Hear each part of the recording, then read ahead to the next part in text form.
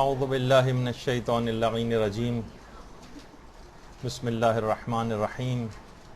الحمد للہ وکفا وسلام علی عبادہ الذین اصطفیٰ. درود بھیجیے محمد.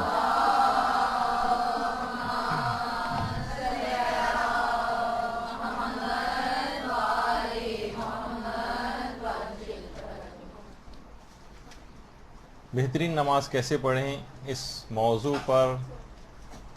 جو ہمارے دروس چل رہے ہیں اس کا درس نمبر 10. جیسے کہ آپ سب لوگوں کے علم میں ہے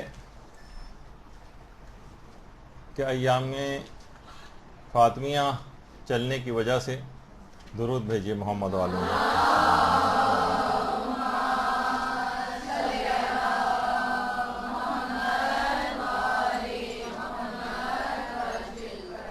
بہت بہتر اور مناسب یہی محسوس ہوتا ہے کہ آج شہزادی ہی کی ایک حدیث مبارکہ سے درس کی ابتدا کی جائے نماز سے متعلق. شہزادی فرماتی ہیں کہ خداوند عالم نے نماز میں تمہارے لیے تکبر سے دوری قرار دی. اگر انسان پابندی کے ساتھ نماز پڑھتا رہے تو یہ تکبر کا مرض اس سے دور ہو جاتا ہے اگر واقعاً صحیح معنوں میں اپنی نماز کی حفاظت کرے. دیکھیے کتنا آپ نے حدیث بھی سنی ہوگی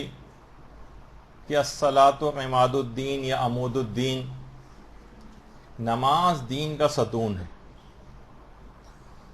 اور یہ بات امیر المومنین علیہ الصلاۃ والسلام نے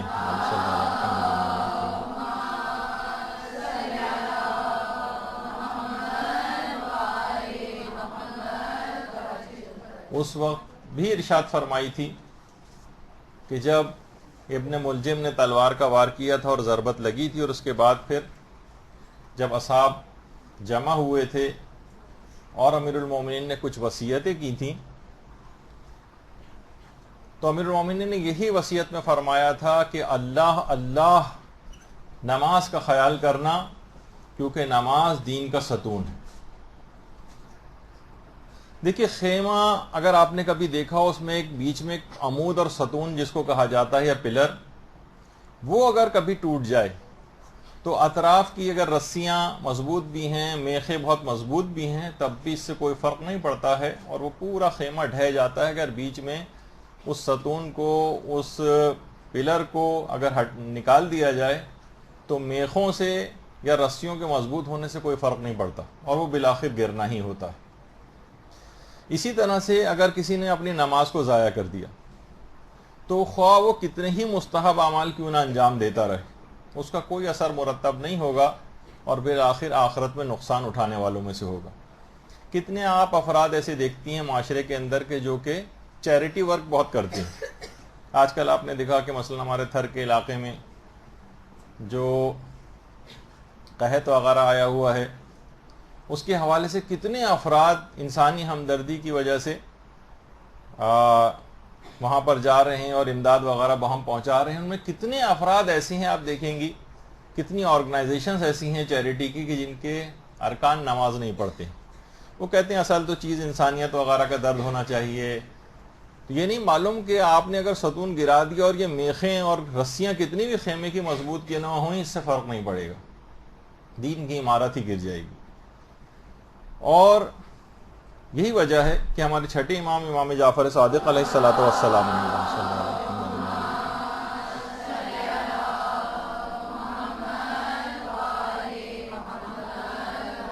نے جو وہ جملہ ارشاد فرمایا ہے کہ اگر نماز قبول تو سارے اعمال قبول کیے جائیں گے، اور اگر نماز رد کر دی گئی تو سارے اعمال رد کر دیے جائیں گے. تو کتنے ہی مستحب اعمال کیوں نہ انجام اس کے بعد آپ دے لیں، کتنی ہی مجلسیں کیوں نہ آپ برپا کر لیں، لیکن اگر کوئی شخص نماز نہیں پڑھتا ہے تو ان اعمال کی قبولیت کا دار و مدار کیونکہ نماز پر ہے اور نماز ہے ہی نہیں یا اس کی محافظت نہیں کی گئی تو وہ فائدہ پہنچانے والے چیزیں نہیں بن سکیں گی. تو لہٰذا نماز کی حفاظت بہت ضروری. اور خود ہم اپنے جو علماء کی سیرت بھی بیان کرتے ہیں، کیونکہ ائمہ معصومین علیہ السلام کی سیرتیں تو بہت آپ لوگ مجالس میں بھی سنتی ہیں اور کتابوں کے اندر بھی ہیں، لیکن خود ہمارے علماء آیت اللہ سید محمد حسین طباطبائی یہ ان کی جوانی کے زمانے کی تصویر ہے، اور وہ اپنے اس زمانے کا واقعہ بیان کرتے تھے کہ جب وہ اپنے استاد سید علی آقا قاضی کی خدمت میں درس کے سلسلے میں جایا کرتے تھے۔ خود علامہ طباطبائی یہ فرماتے ہیں کہ علامہ علی آقا قاضی سے جب ہم ملنے کے لیے گئے تو گھر والوں نے بتایا کہ آج شدید بخار میں مبتلا ہے، اور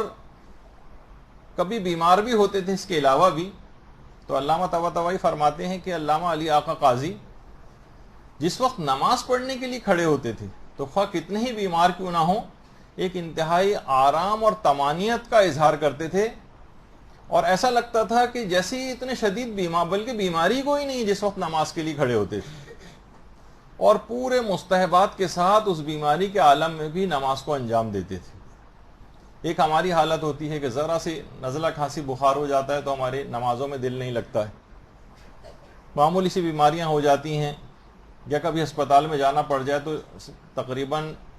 100% ہی کی نمازیں قضا ہونے لگتی ہیں۔ تو یہ ہم لوگوں کی صورتحال ہے۔ جب یہ علماء کی سیرت سامنے رہے کہ بیماری کے عالم میں بھی تمام مستحبات کے ساتھ نمازوں کو ادا کرتے تھے، اور اس حالت میں بھی اتنے طویل اور رکوع اور سجدے کرتے تھے کہ اکثر شاگرد تھک جاتے تھے اور تھک کر واپس چلے جاتے تھے، تو وہ یہ کہتے تھے کہ میں جمال خدا کے نظارے میں اتنا غرق ہوتا ہوں دوران نماز کہ پھر مجھے کسی چیز کا ہوش نہیں رہتا۔ اور یہ بھی کہتے تھے کہ جنت کے شوق میں جنت بنانے والے کو فراموش نہیں کرنا چاہیے، ایسا نہ ہو کہ آپ جنت کے نظاروں کے اندر غرق ہو جائیں اور خود جنت بنانے والے کی طرف سے غافل ہو جائیں۔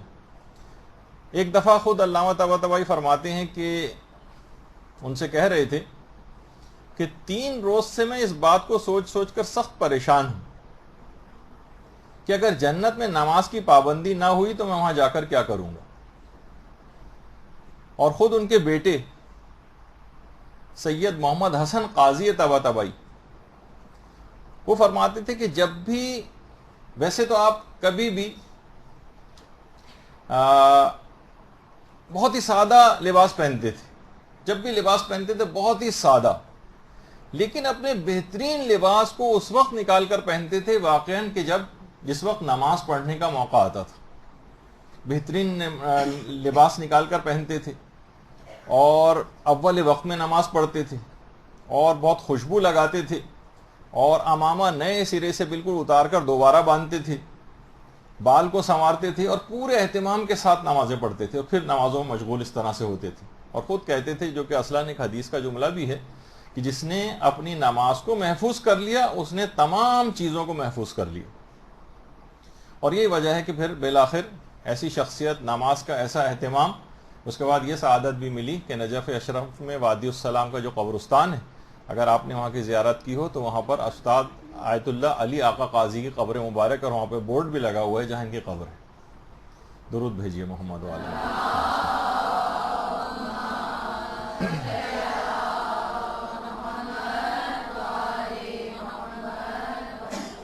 دیکھیے، نماز ایک ایسی، ہمیں تو احساس بھی نہیں ہوتا کہ ہمارے اطراف میں دوران نماز پڑھتے ہوئے ہو کیا رہا۔ روایات میں ہے کہ مومن اگر تنہا بھی جماعت پڑھتا ہے تو پروردگار عالم آسمان سے ملائکہ کو نازل کرتا ہے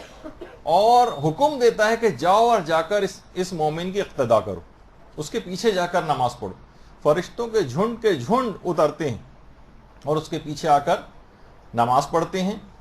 تو مومن بظاہر تنہا کھڑا ہوا نظر آ رہا ہوتا ہے، لیکن اصلاً ایک فرشتوں کی جماعت ہوتی ہے جو اس کے پیچھے نماز پڑھ رہی ہوتی، اور اس نماز جماعت کا ثواب اس بندہ مومن کو دیا جاتا ہے۔ تو اور واقعی جس وقت آپ قرات کرتی ہیں، سورے کی الحمد پڑھتی ہیں، نماز کو اور اذکار کو انجام دیتی ہیں، اگر واقعاً کوئی اپنے برزخی کان ایسے پیدا کر لے، سیر و سلوک کی کچھ منازل کو طے کر لے، تو اپنے کانوں سے ان برزخی آوازوں کو، جو کہ اس شخص کے اطراف میں جتنے بھی موجودات ہوتی ہیں وہ بھی اس کے ساتھ ہم آہنگ ہو جاتی ہیں اس قرأت سورہ میں، ان کی آواز کو اپنے کانوں سے بھی سن سکتا۔ آیت اللہ شیخ محمد غروی اصفہانی، شیخ محمد حسین غروی اصفہانی، یہ جس وقت درس دیتے تھے تو کل 6 افراد ان کے درس میں ہوتے تھے، لیکن ایک سے ایک بڑھ کر اس میں موجود ہوتا تھا۔ انہی کے درس میں آیت اللہ سید محمد ہادی میلانی، جو خود مرجع وقت تھے اور آغا خوئی کے استادوں میں سے بھی تھے، وہ ہوتے تھے، مرحوم آیت اللہ ایروانی ہوتے تھے۔ خود آیت اللہ سید ہادی میلانی فرماتے ہیں کہ ایک دفعہ ہم اپنے استاد آیت اللہ شیخ محمد حسین غروی اصفہانی سے ملنے کے لیے گئے تو ہمارے استاد کمرے میں نماز پڑھ رہے تھے،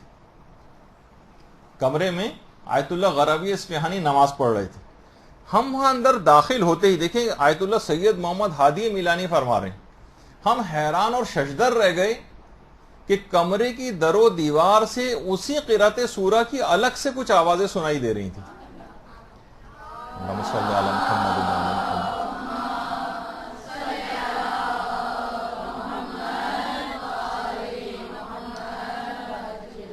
فرما رہے ہیں کہ آیت اللہ غروی اصفہانی کی آواز الگ تھی،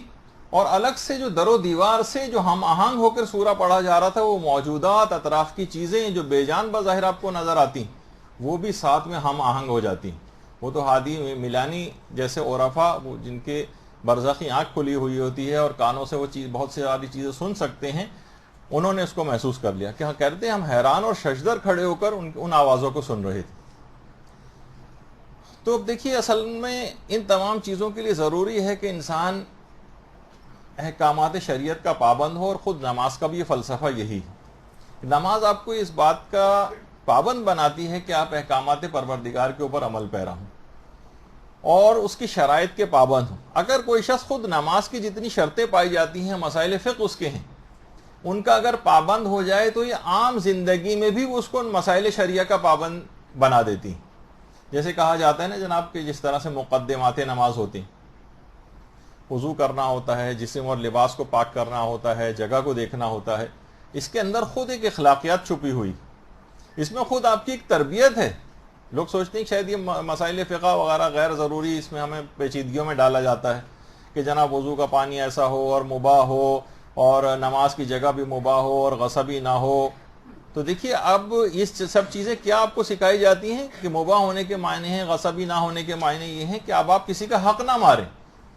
معلوم ہے کہ اگر یہ پانی غصبی ہے، کسی دوسرے کا مال ہے، اور جناب یہ جگہ غصبی ہے، یہاں پر اجازت لینی پڑے گی اس سے، تو اس سے یہ جو آپ ابھی فی الحال نماز کا احترام کر رہے ہیں، اس سے عام زندگی میں بھی انسان اس بات کا پابند بنے گا کہ وہ دوسروں کا مال نہ کھائے۔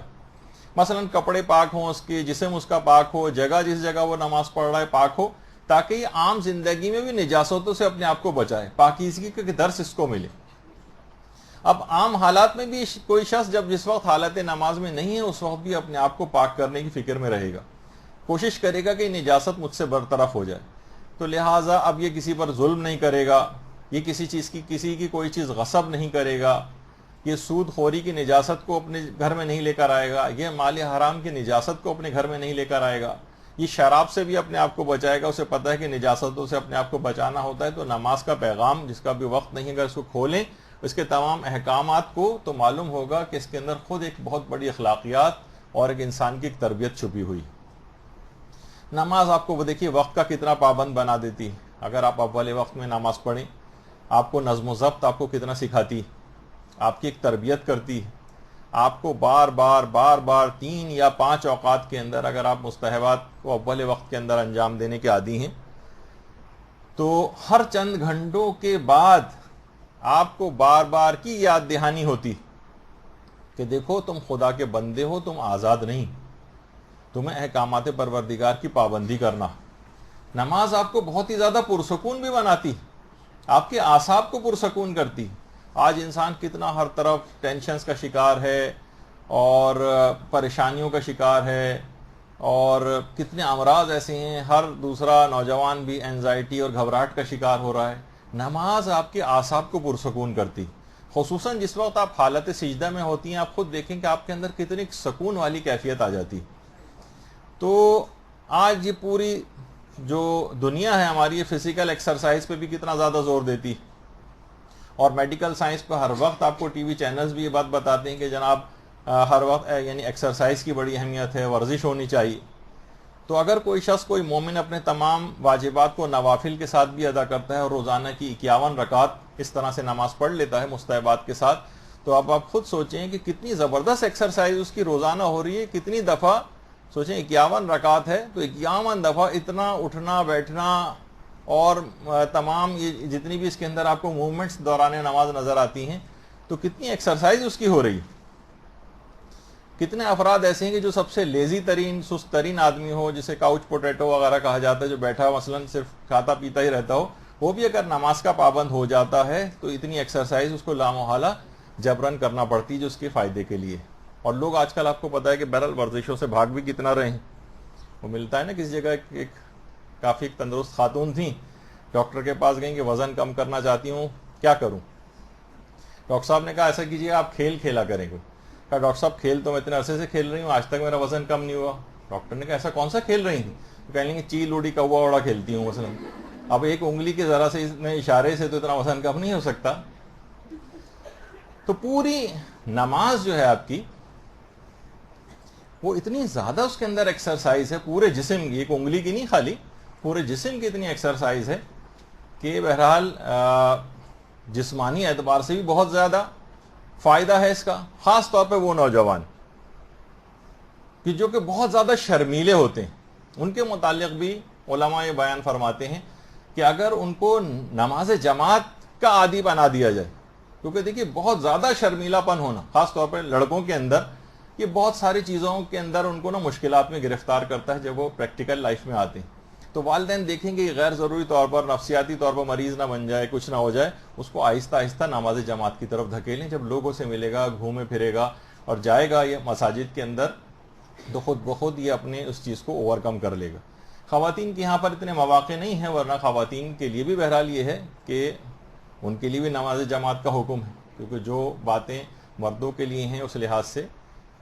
ظاہر ہے کہ کوئی ایسی بے باکی یا ہر وقت کا باہر نکلنا یہ تو اسلام نہیں سکھانا چاہتا اس کے ذریعے کہ خواتین ہر وقت باہر نکلی رہیں، لیکن نماز جماعت کا حکم ان کے لیے بھی ایسا ہی. اور یہاں پر اتنے مواقع نہیں، لیکن جہاں پر ہیں تو خواتین اس سے فیض بھی اٹھاتی.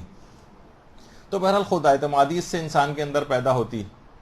رکوع اور سجدہ جب انسان کرتا ہے، اگر واقعی دیکھیں خون کا دباؤ کم ہوتا ہے، زیادہ ہوتا ہے، اور ان جگہوں کے اوپر بھی خون پہنچتا ہے جہاں عام طور پر خون کی سپلائی اتنی اچھی نہیں ہے، لیکن جو اس کے اندر چیزیں پائی جاتی ہیں نماز میں، جو موومنٹ ہوتی ہیں عام طور پر، جیسے اس طرح سجدے میں جا رہے ہیں پھر اٹھ رہے ہیں پھر بیٹھ رہے ہیں پھر سجدے میں جا رہے ہیں اٹھ رہے ہیں بیٹھ رہے ہیں، تو اس میں ان جگہوں کے اوپر بھی خون کی تمام سپلائی پہنچتی. اور خاص طور پر اگر کوئی رکوع اور سجدہ اس طرح سے مستحبات کے ساتھ اگر انجام دیتے، جیسے ابھی آگے چل کر رکوع کے اندر بھی تذکرہ آئے گا، تو اس سے اس کی ریڑھ کی ہڈی کے جوڑ اور جو گردن کی جو ہڈی کے جوڑوں کی بہت صحیح ورزش ہوتی ہے حالت رکوع میں اور سجدے میں اس طرح سے جاتے ہوئے. تو آپ کے ہر طرح سے فائدہ ہی فائدہ ہے نماز میں. اور دیکھیے ہر گناہ جو بھی انسان کرتا ہے نا، اس کے نفسیاتی اثرات تو ضرور ہوتے ہیں، اس کے نفسیات کے اوپر بہت برا اثر پڑتا ہے جو بھی شخص اگر کوئی اس انداز سے گناہوں کے اندر مبتلا ہوتا ہے. تو نماز جب اس کو گناہوں سے بچاتی ہے، جب وہ نماز کا پابند ہوتا ہے، تو وہ نفسیاتی امراض سے بھی خود بخود بچ جاتا ہے، وہ جو کہ گناہوں کے ذریعے پیدا ہوتے ہیں. یہ جتنے بھی آپ کو جرائم پیشہ افراد نظر آتے ہیں، ان کے تو شخصیات سامنے نہیں، ورنہ بہت نفسیاتی امراض کے اندر گرفتار ہوتے ہیں. تو ان تمام نفسیاتی امراض سے بھی انسان بچ جاتا ہے، کیونکہ بہرحال گناہوں کے ذریعے جو نفسیاتی امراض پیدا ہوتے ہیں اس سے نماز اس کو بچا لیتی. اچھا آپ نے دیکھا ہوگا، ورنہ جو ڈاکٹر حضرات ہیں وہ ان کو پتہ ہے کہ جو ہمارے علماء اور مراجع اور بحیثیت اس لحاظ سے کہ طب سے بھی وابستہ ہونے کے اور مدرسے کے ادنا ایک خدمت گزار ہونے کی حیثیت سے بھی کافی عرصہ علماء کی جوتیاں سیدھی کرتے ہوئے گزارا ہے، تو کتنے علماء کو ہم نے دیکھا ہے کہ جسمانی امراض تو کچھ نہ کچھ بیماریاں ساتھ میں ہوتی ہیں، لیکن آج تک ہم نے، چاہے وہ بڑے علماء ہوں یا چھوٹے علماء ہوں، یعنی ان کے مقابلے میں چاہے علماء مراجع اس سے ذرا علم میں کم، اس سے کم، یا عام طور پر جو عالم ہوتے ہیں صحیح، ان میں کبھی بھی ہم نے نفسیاتی امراض نہیں دیکھے. جسمانی امراض ہوں گے لیکن نفسیاتی امراض عام طور پر علماء کے اندر نہیں پائے جاتے، کیونکہ اوور آل ایک گناہوں سے بچنے کی صلاحیت اور ملکہ ان میں پیدا ہو جاتا ہے. تو یہ تمام چیزیں ایسی ہیں کہ انسان اپنے آپ کو بہت ساری چیزوں سے بچا سکتا ہے اگر وہ نمازوں کا عادی بن جائے. اور دیکھیے واقعتاً ایک ایسا عمل ہے کہ گناہوں سے انسان بچتا کیسے؟ خود امام زمانہ علیہ الصلوۃ والسلام نے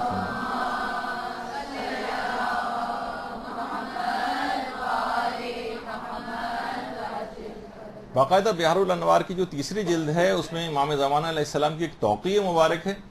کہ جس میں امام نے فرمایا کہ نماز سے زیادہ کوئی عمل بھی شیطان کی ناک کو رگڑنے والا نہیں. یہ تو آپ کے دماغ میں، تاکہ ایک دماغ میں رہے کہ شیطان کی ایک تصویر آپ کے دماغ میں پیدا ہو جائے کہ سب سے زیادہ شیطان کی ناک جس عمل سے رگڑتی ہے امام فرماتے ہیں کہ وہ نماز ہے. لہٰذا امام فرماتے ہیں کہ تم نماز پڑھو اور اس کی ناک خاک میں رگڑ دو. اس طرح تم گناہوں سے بھی انسان اپنے آپ کو بچا لے گا. اور یہی وجہ ہے کہ جو قرآن میں پروردگار بھی بار بار کہتا ہے کہ اقم الصلاۃ لذکری، یعنی میری یاد کے لیے نماز کو قائم کرو، میری یاد کو پیدا کرنے کے لیے تم نماز کو قائم کرو. اور یہ جو آپ سنتی ہیں کہ الا بذکر اللہ تطمئن القلوب، کہ واقعتاً لوگوں کو اطمینان قلب جو ہے وہ خدا کی یاد سے پیدا ہوتا ہے. خدا کی یاد، اب تلاوت قرآن بھی ہے، اذکار بھی خدا کی یاد پیدا کرتے ہیں، اسی طریقے سے نماز بھی خدا کی یاد کو پیدا کرتی. تو انسان نماز کا اگر پابند ہو جائے، اور یہی وجہ ہے کہ علماء فرماتے ہیں کہ یہ جو ہے اصل میں دل کے امراض، جو دل کے مریض ہیں یا دل کے امراض سے بچنا چاہتے ہیں، وہ بھی ذکر خدا زیادہ سے زیادہ کریں، کیونکہ پروردگار نے کہہ دیا کہ اطمینان قلب اس سے حاصل ہوتا ہے. یعنی دل کے تمام امراض اور بیماریاں بھی، جو کہ اطمینان قلب کا ایک دوسرا ایک مصداق بھی ہیں، جسمانی اعتبار سے بھی، اس سے بھی انسان اپنے آپ کو بچا سکتا ہے. تو خالی یہی نہیں کہ ہم صرف دواؤں کا اور ان کے محتاج رہیں، بلکہ ان تمام روحانی چیزوں کو بھی جسمانی بیماریوں سے بچاؤ کے لیے استعمال کرنا چاہیے. اور یہی وجہ ہے کہ ہمارے جو ائمہ علیہم السلام تھے، ان کا باقاعدہ اللہم صلی علی محمد و علی محمد،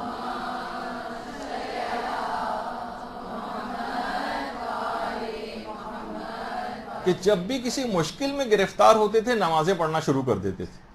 اور مشکلات اور جو بلائیں ہیں ان سے نجات کے لیے دوسرے لوگوں کو بھی نمازوں کی تعلیم کرتے تھے. آپ دیکھیے اٹھا کر کتب حدیث کیا آیا امام کے پاس کہ مولا میں فلاں مشکل میں گرفتار ہوں، امام نے کہا 2 رکعت نماز پڑھو، اور اس طرح سے نماز کا ایک طریقہ بھی بتایا اس میں. کتنی الگ الگ نمازیں اس طرح سے بیان کی گئیں. تو اسی طرح سے جس طرح ہم ائمہ سے توسل کرتے ہیں، معصومین سے توسل کرتے ہیں اپنی پریشانیوں اور بلاؤں کے لیے، اسی طرح سے علماء فرماتے ہیں کہ نمازوں سے بھی توسل کا حکم دیا گیا. نماز اصل میں ایک شکر گزاری کا ایک جذبہ بھی پیدا کرتی، یعنی نمازوں کی طرف انسان متوجہ ہو جائے. اور یہ جو شکر گزاری کا جذبہ، اس کے متعلق آیت اللہ دستغیب شیرازی، شہید آیت اللہ دستغیب شیرازی فرماتے تھے، باقاعدہ اپنی کتاب کے اندر بھی انہوں نے لکھا ہے کہ کتے کو اگر ایک دفعہ بھی انسان ہڈی ڈال دے تو اس کتے کے اندر ایک شکر گزاری کا جذبہ پیدا ہو جاتا ہے. وہ اس کو، جس نے ہڈی ڈالی ہے، اس کو دیکھ کر دم ہلانے لگتا ہے. اس کے اوپر اگر کوئی حملہ آور ہو تو اس کو بچانے کی کوشش کرتا ہے. کوئی اجنبی اس کے گھر میں داخل ہونے کی کوشش کرے، اس کے اوپر بھونکنے لگتا ہے.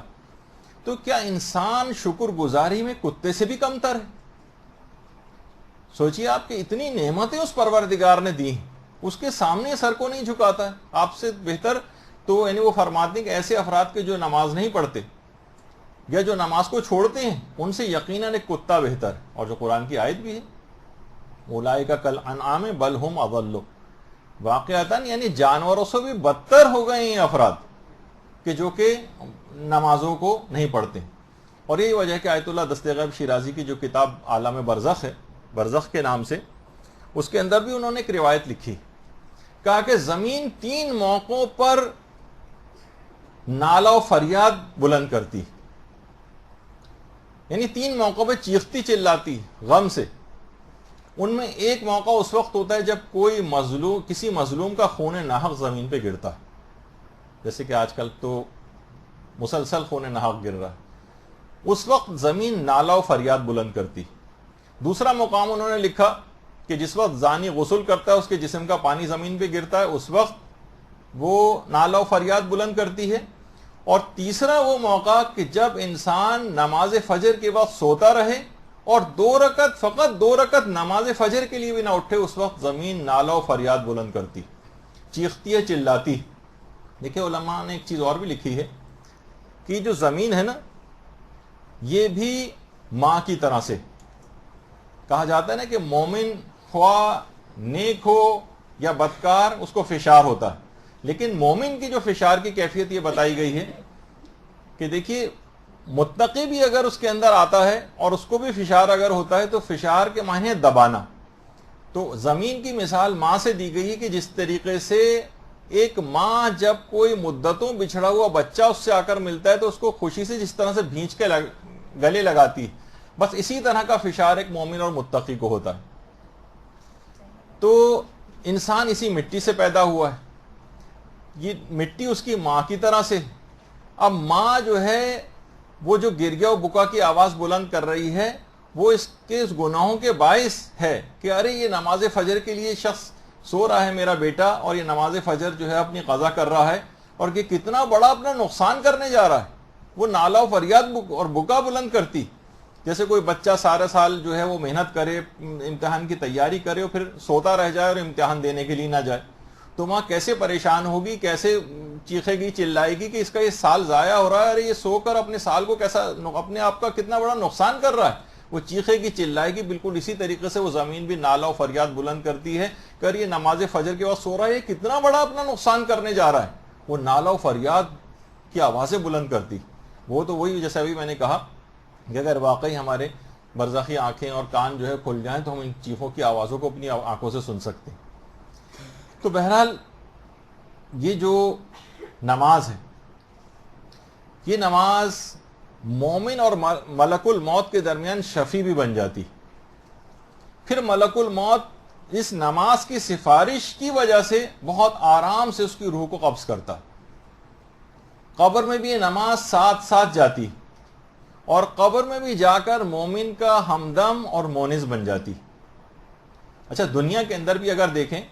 دنیا میں بھی یہ روزی اور رزق کے اندر برکت لے کر آتی ہے، اعمال جو ہے وہ ہمارے قبول ہوتے ہیں. روایات میں آیا ہے کہ قیامت کے دن یہ سر کا تاج ہمارے بن جائے گی، آتش جہنم سے سپر بن جائے گی، پل صراط سے گزرنے کا ایک پروانہ جو ہے وہ بن جائے گی، جنت کی جو ہے کنجی بن جائے گی، حوروں کا مہر اس کو قرار دیا جاتا ہے، اور جنت کی قیمت اس نماز کو قرار دیا جاتا ہے. تو اللہم صلی علی محمد وعلی محمد.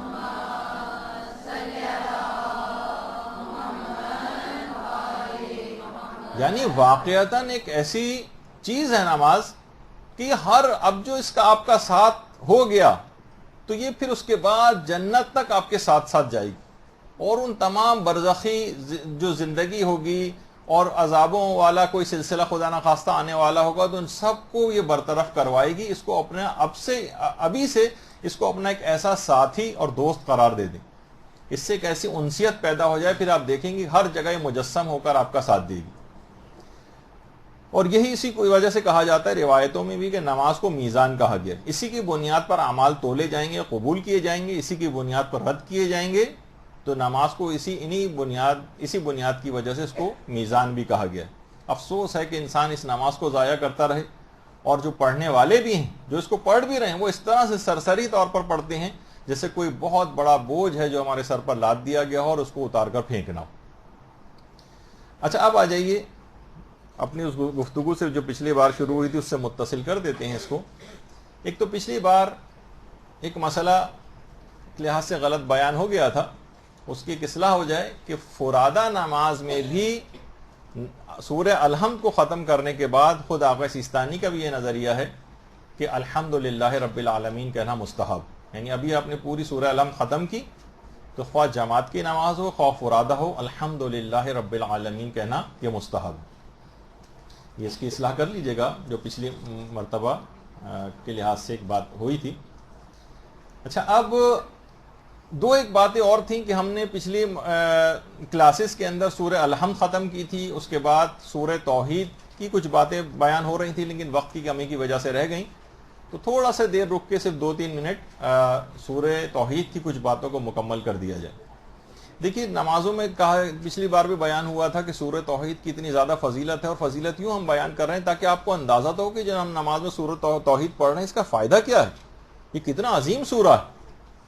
کہ پیغمبر اسلام سے ایک دفعہ یہودیوں نے آ کر کچھ سوالات پوچھے تھے. اللہم صلی علی محمد وعلی محمد.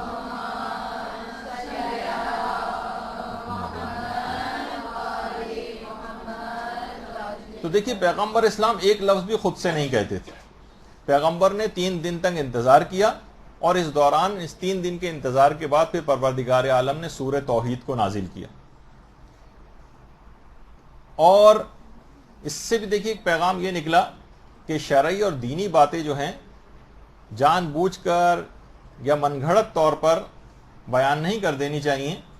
جب تک کہ مکمل اس سلسلے میں جو ہے وہ تحقیق نہ ہو جائے. تو پیغمبر نے ان یہودیوں کے سوال کے جواب دینے میں بھی 3 دن تک انتظار کیا، یہاں تک کہ سورہ توحید کو پروردگار نے نازل کیا. اور وہ جو چھٹے امام کی روایت بھی ہے کہ جب پیغمبر کے ایک صحابی سعد ابن معاذ ان کا جنازہ پیغمبر نے پڑھا تھا تو جبریل 70,000 فرشتوں کے ساتھ ان کی جنازے میں شرکت کے لیے آئے تھے. تو پیغمبر نے جبریل سے پوچھا تھا، یہ جبریل یہ بتاؤ کہ کیا وجہ ہے کہ تم نے اتنی زیادہ بڑی تعداد میں فرشتوں کے ساتھ اس کی نماز جنازہ میں شرکت کی؟ کہا کہ یا رسول اللہ، معاذ ہر حال میں چلتے پھرتے اٹھتے بیٹھتے سواری یا پیدل سورہ توحید کی تلاوت کیا کرتے تھے. درود بھیجیے محمد صلی اللہ علیہ وسلم.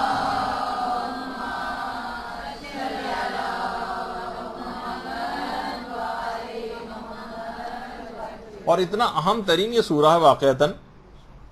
کہ علماء نے طب الائمہ کے نام سے جو کتابیں بھی لکھی ہیں اس میں بھی ہمارے 5ویں امام محمد باقر علیہ الصلوۃ والسلام علیہ وسلم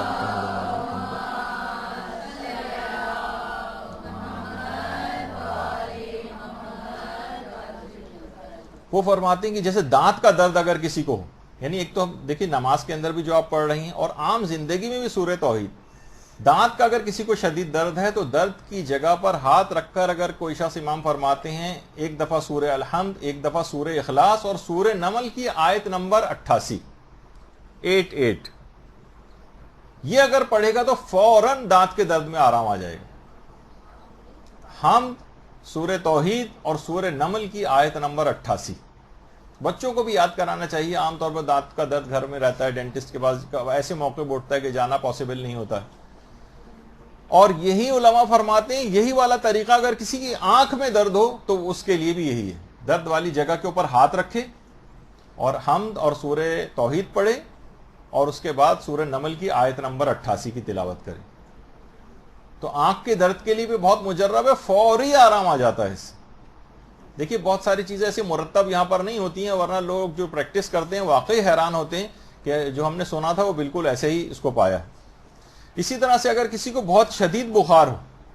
اس کے متعلق علماء نے لکھا کہ اگر سورہ توحید کی 10 تسبیحاں یعنی 1000 مرتبہ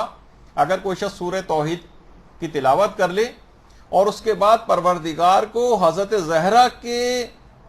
واسطہ دے کر دعا کرے، اللہم صلی علی محمد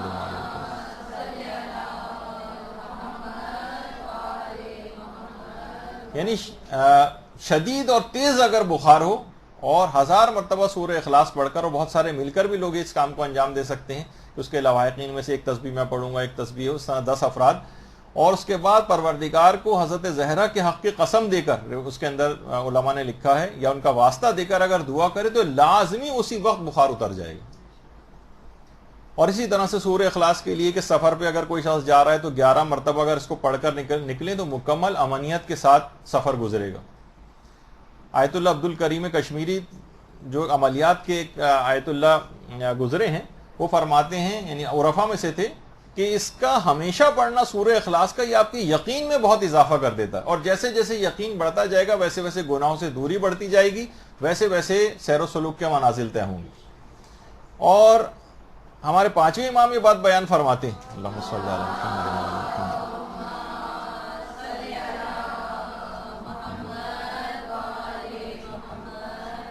کہ 10 مرتبہ روزانہ اس کو پڑھنا تمام گناہوں کو معاف کروا دیتا ہے. سونے سے پہلے اگر کوئی شخص اس کو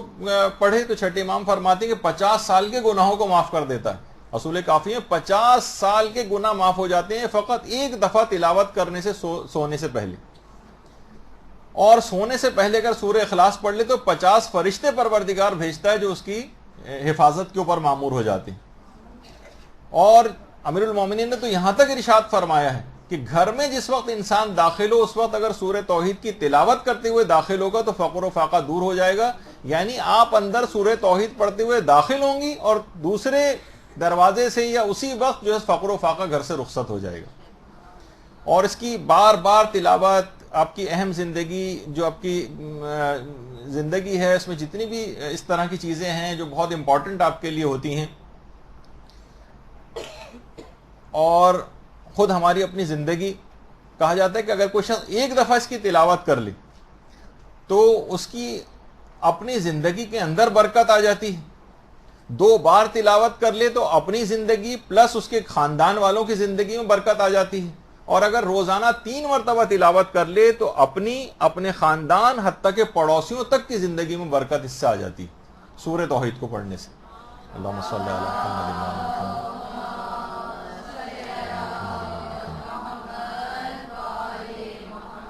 اور اگر صبح سورج نکلنے سے پہلے 11 مرتبہ سورہ اخلاص پڑھ لی جائے تو اس روز شیطان خواہ کتنا ہی زور کیوں نہ لگائے اس سے کوئی گناہ نہیں کروا سکتا. تو اس کو پڑھنے سے ہر چیز میں برکت ہے، حتیٰ کہ آپ کی عمر میں، آپ کی زندگی میں، آپ کی صحت میں. اس کے علاوہ آپ اگر مطالعہ کرنا چاہتی ہیں، آپ پڑھائی کرنا چاہتی ہیں، آپ کے علم میں، آپ کے اخراجات میں، آپ کے مال میں، تجارت اور بزنس کوئی شخص کر رہا ہے، ملازمت کوئی کر رہا ہے، ہر چیز میں آسانیاں ہی آسانیاں سورہ اخلاص پیدا کر دیتی.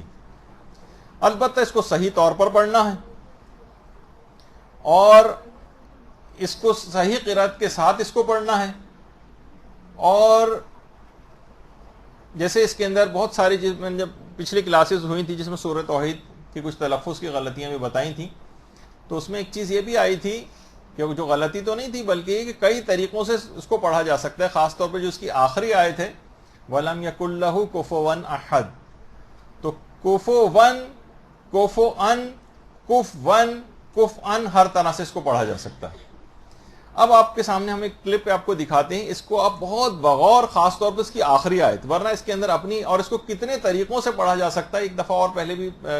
ذکر ہوا تھا اس کا اور ہم نے وہ کلپ سنوایا تھا آپ کو، لیکن یہ کہ اس کو دوبارہ تکرار ہو جائے، آپ کو اس کا صحیح موقع جو ہے وہ اب آ گیا ہے. تو اب آپ اس کی سنیے گا، خاص طور پہ آخری والی جو آیت ہے تو کتنے الگ الگ طریقوں سے بھی اس کو پڑھا جا سکتا ہے. أعوذ بالله من الشيطان الرجيم بسم الله الرحمن الرحيم قل هو الله أحد الله الصمد لم يلد ولم يولد ولم يكن له كفوا أحد بسم الله الرحمن الرحيم قل هو الله أحد الله الصمد لم يلد ولم يولد ولم يكن له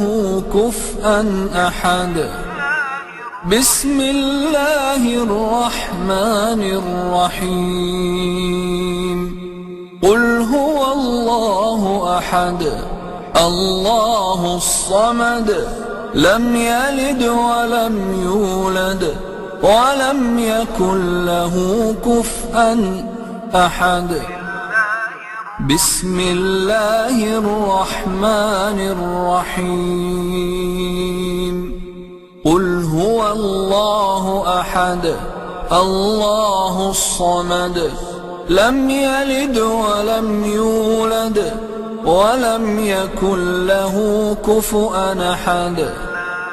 بسم الله الرحمن الرحيم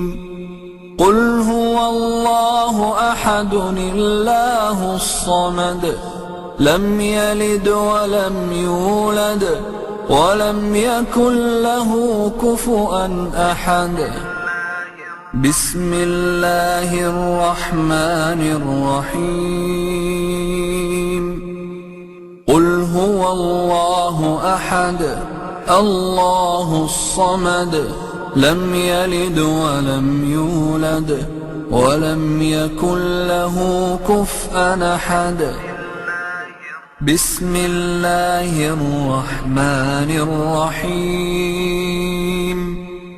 قل هو الله أحد الله الصمد لم يلد ولم يولد ولم يكن له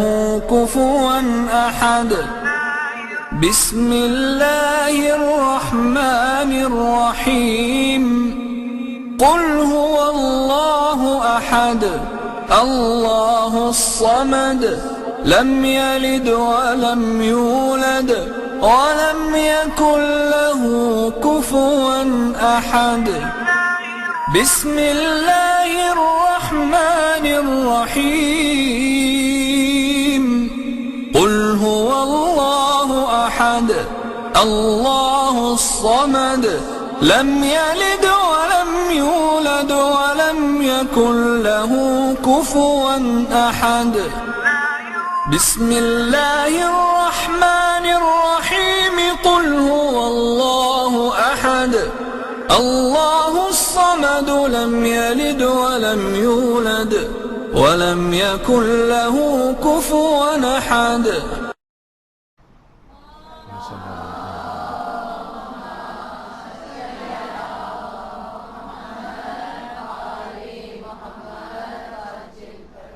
تو آپ نے دیکھا کہ اب تو آپ نے بہت کیونکہ تیز رفتاری سے گیا یہ معاملہ، لیکن اگر آپ اس کو سنیں تو کئی طریقوں سے اس کو پڑھ سکتے ہیں، اور علماء بھی اس کو اسی انداز سے پڑھتے رہے ہیں. اب آپ کو ایک کلپ اور بھی دکھاتے ہیں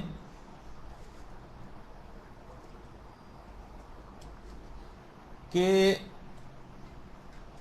مراجع بھی کوفو ون کو کف ان بھی پڑھتے ہیں. تو اپنی ایسا نہیں کہ صرف ایک تھیوریٹیکل ایک مسئلہ بتایا گیا ہے، لیکن عام زندگی میں بھی ایسا ہوتا ہے. بسم اللہ الرحمن الرحیم قل هو اللہ احد اللہ الصمد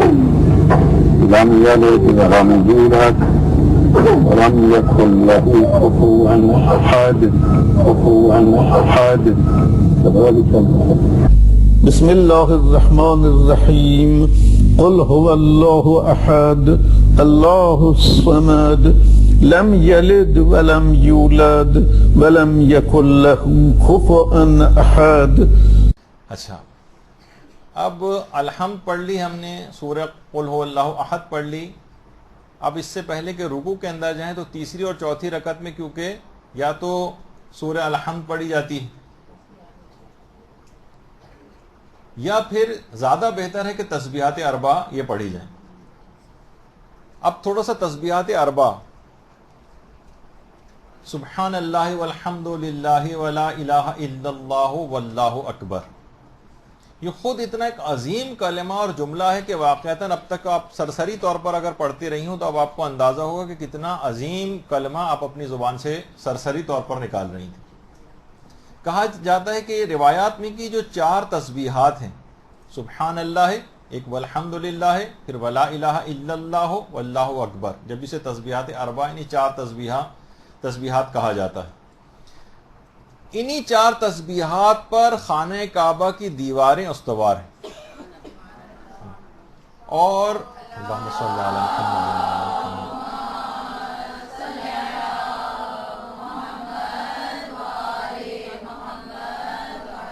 اور اس میں ایک ایک لفظ جو ہے اس کے اگر فضائل بیان ہوں تو سبحان اللہ کے لیے الگ کلاس رکھی جا سکتی ہے، الحمدللہ کے فضائل کے لیے الگ رکھی جا سکتی ہے، پھر ولا الہ الا اللہ کے لیے الگ اور اللہ اکبر کے لیے الگ. تک آپ نے خود اس سے پہلے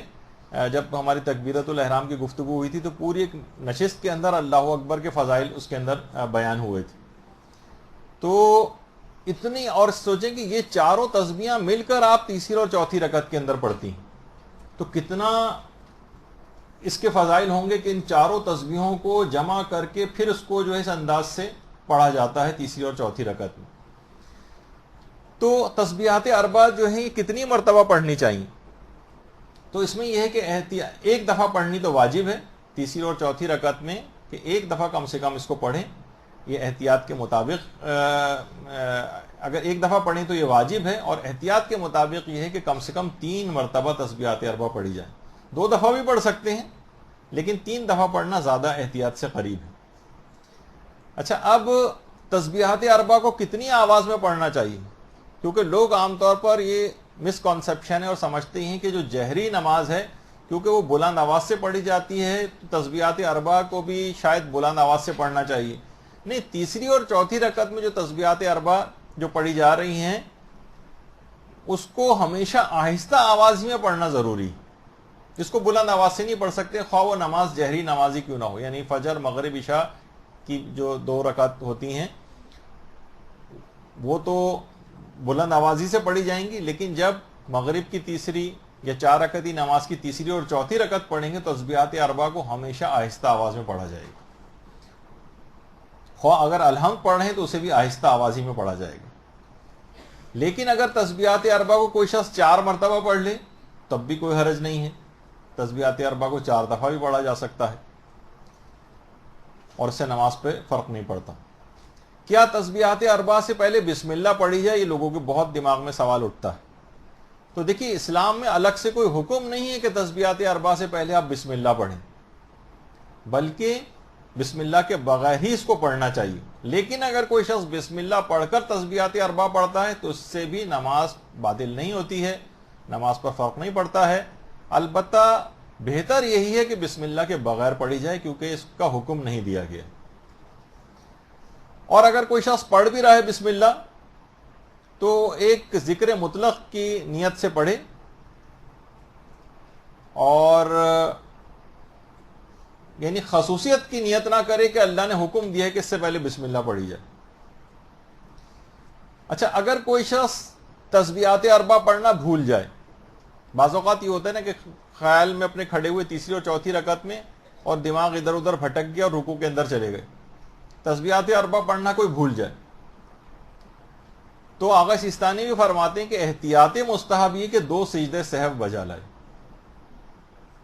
دیکھیے تسبیحات الحمد کا سورہ بھول جائے تو اس کے لیے الگ سے 2 سجدے سہو نہیں ہے، بلکہ تسبیحات اربع اگر کوئی شخص پڑھنا بھول جائے تو اس کے لیے 2 سجدے سہو بجا لائے. احتیاط مستحب، البتہ واجب تو نہیں ہے. اور تسبیحات اربع کو کہا جاتا ہے یہ جہنم سے آگ کے مقابلے کے لیے ایک ڈھال ہے، اور نمازوں سے ہٹ کر بھی اس کو پڑھنے کی بڑی تاکید آئی. نماز کے بعد خاص طور پر پڑھنے کی بڑی تاکید آئی. مسافر کے لیے بھی بہت تاکید ہے کہ سفر میں اگر کوئی شخص ہو تو نمازوں کے بعد تسبیحات اربع پڑھے. تو اب آپ تھوڑے سے میں اس کی بھی بیان کر دوں تاکہ آپ کے سامنے ایک اندازہ ہو جائے کہ جب نمازوں سے ہٹ کر اس کے اتنے زیادہ فائدے ہیں تو خود نماز کے دوران پڑھنے سے، کیونکہ نماز میں جو قرات کی جاتی ہے اس کا 10 گنا زیادہ عام نماز میں قرات سے، مثلا آپ عام زندگی میں جس وقت نماز نہیں پڑھ رہی ہیں جو قرات قرآن یا سوروں کی تلاوت کرتی ہیں اس سے کہیں زیادہ ثواب دوران نماز ان سوروں کی تلاوت کا ہے. تو اسی طرح سے تسبیحات اربع بھی اگر عام طور پر پڑھ رہی ہیں ان کا ثواب سن لیں تو آپ کو خود بخود اندازہ ہو جائے گا کہ نمازوں میں کتنا زیادہ ثواب ہوگا. تو قطب راوندی نے باقاعدہ امیر المومنین علیہ الصلوۃ والسلام سے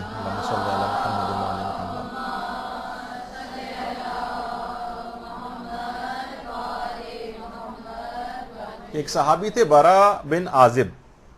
ان سے امیر المومنین نے فرمایا کہ ایسی بات میں تم کو بتاؤں کہ اگر تم اسے بجا لاؤ تو خدا کے تم پکے اور سچے دوست بن جاؤ گے.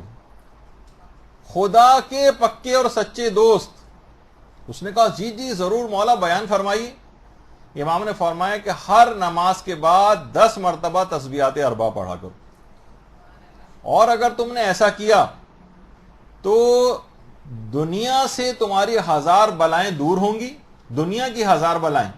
امام نے فرمایا ان 1000 بلاؤں میں سے ایک بلا صرف میں بتاتا ہوں، وہ ہے دنیا سے مرتد ہو کے جانا. یعنی ایک تو اتنا بڑی بات کہ انسان مرتد ہونے سے بچ جائے گا، یہ دنیاوی 1000 بلاؤں میں سے ایک بلا صرف کی نشاندہی کی. اور آخرت کے 1000 درجات تمہارے لیے ذخیرہ کیے جائیں گے، جن میں سے ایک ذخیرہ یہ ہے کہ رسول اللہ کی ہمسائیگی کا شرف تم کو عطا کیا جائے گا.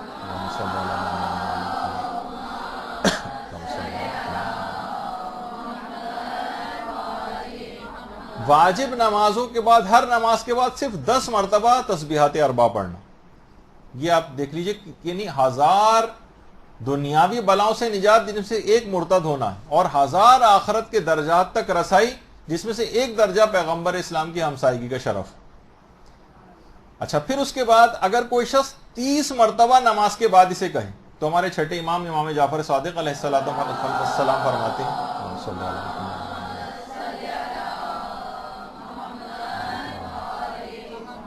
فرماتے ہیں کہ بدن پر موجود ہر گناہ ساقط ہو جاتا ہے. دیکھیے ہمارے آنکھوں سے کتنے گناہ ہوتے ہیں، زبان سے کتنے گناہ ہوتے ہیں، پاؤں سے کتنے گناہ ہوتے ہیں، ہاتھوں سے کتنے گناہ ہوتے ہیں، دل سے کتنے گناہ ہوتے ہیں. یعنی جتنے اس کی اعضاء و جوارح ہیں بدن پر موجود ہر گناہ ساقط ہو جاتا ہے اگر نماز کے بعد 30 مرتبہ چھٹے امام فرماتے ہیں کہ اس نے تسبیحات اربع پڑھ لی 30 مرتبہ. اور جن کا بھی تذکرہ ہوا تھا آیت اللہ سید عبد الکریم کشمیری, وہ فرماتے تھے کہ نورانیت قلب اگر کسی شخص کو واقعتاً پیدا کرنی ہے تو وہ 30 مرتبہ, ابھی آپ نے 20 سنا تھا, اب 30 دفعہ 30 مرتبہ نورانیت قلب پیدا کرنے کے لیے مجرب ترین ہے تسبیحات اربع. 30 مرتبہ 30, وہ 20 تھا.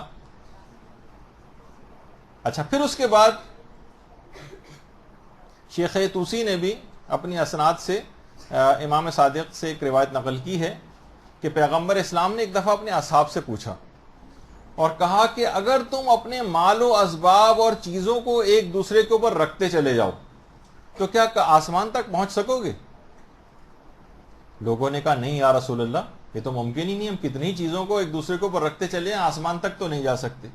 پیغمبر نے فرمایا کہ تم چاہتے ہو کہ میں تمہیں ایک ایسی چیز تعلیم کروں جس کی جڑیں تو زمین پر ہوں لیکن شاخیں آسمان پر ہوں؟ کہا کہ پیغمبر اسلام جی ضرور فرمائیے. تو پیغمبر نے فرمایا کہ ہر نماز کے بعد 30 مرتبہ تسبیحات اربع پڑھو, یعنی تم زمین سے آسمان معرفت تک تمہاری رسائی ہو جائے گی. تو اس سے آپ اندازہ لگائیں کہ یعنی ایسی چیز کی جس کی جڑیں زمین پر ہیں لیکن اس کی شاخیں آسمان تک چلی گئی ہیں, تسبیحات اربع ایسی چیز ہے. یہ 30 کا عدد تھا. چھٹے امام فرماتے ہیں اگر کوئی شخص نماز میں جگہ چھوڑنے سے پہلے, یعنی ابھی نماز پڑھنے کے بعد اٹھا نہیں اور وہ 40 دفعہ تسبیحات اربع پڑھ لے تو اس کے بعد وہ جو کچھ بھی خدا سے مانگے گا وہ تمام دعائیں قبول ہو جائیں گی. نماز کے بعد 40 دفعہ اگر تسبیحات اربع پڑھ لے, اور اس سے بھی زیادہ اگر دیکھیں تو نماز جعفر طیار جس میں 300 مرتبہ تسبیحات اربع پڑھی جاتی ہیں, اس کا آپ خود سوچ لیجئے کہ کتنا بڑا مقام اور اجر ہوگا جس میں 300 مرتبہ نماز جعفر طیار میں تسبیحات اربع پڑھی جاتی. اور ایک چیز اور, اس میں 60 کا عدد کا اضافہ اگر اور ہو جائے, اور امیر المومنین علیہ الصلوۃ والسلام یہ جملہ ارشاد فرماتے ہیں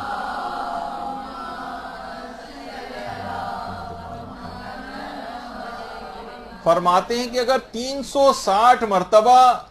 اگر کوئی شخص تسبیحات اربع روز پڑھ لیتا ہے تو اس کے روزانہ کے تحفظ کی ضمانت یہ بن جاتی. دیکھیے آج کل کتنا جان کو خطرہ ہے, مال کو خطرہ ہے, عزتوں کو خطرہ ہے, اور